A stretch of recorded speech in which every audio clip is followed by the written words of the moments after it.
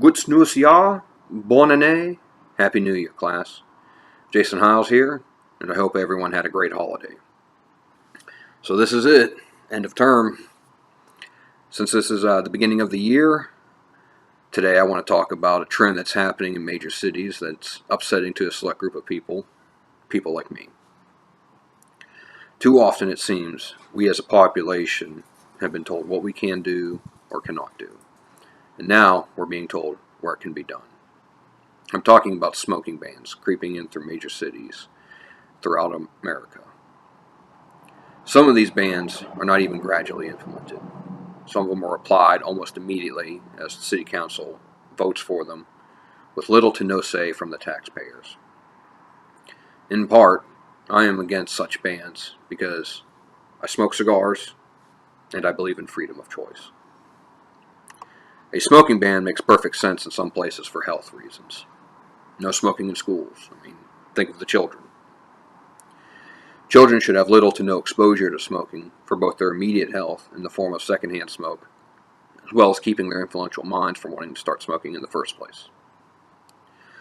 Hospitals should clearly have smoking bans for indoors.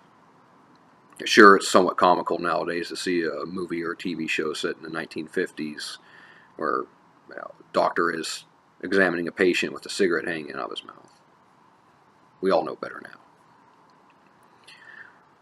According to the British Medical Journal, 95% of hospitals in the West have smoking bans on the entirety of the campus. That means outdoors as well.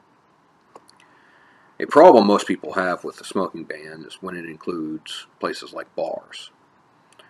Most people who go to bars have an expectation of a smoking room to have a beer, scotch, or a Churchill's breakfast. If that's your thing, of course. However, most people do not go to the bar for their health now. Nowadays, there seems to be a few options for smoking out in public outside of one's home. Some cities have stopped short of a cigar lounge, not to be confused with a cigar bar. A cigar lounge is a place that has sold cigars where you can smoke there, but you can also bring your own beverage. A cigar bar will provide alcohol for you. Some cities have a very strict distinction between the two because there's no smoking in bars, but cigar lounges are permitted. It all depends on the local laws and percentage of tobacco sales versus alcohol sales. Cigar lounge is perfect for people like me who smoke cigars only. However, cigarettes tend to be shunned.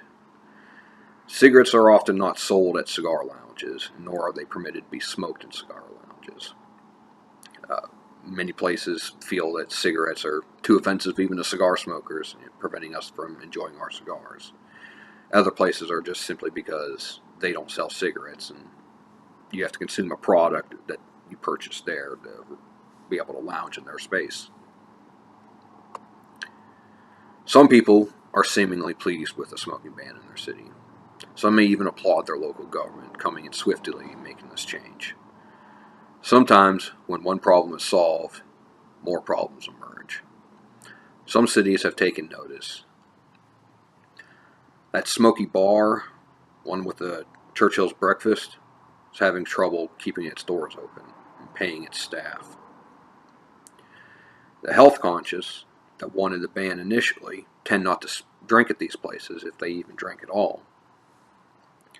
Because of the loss of revenue from these bars, the city treasury will then start placing higher taxes on places like cigar lounges.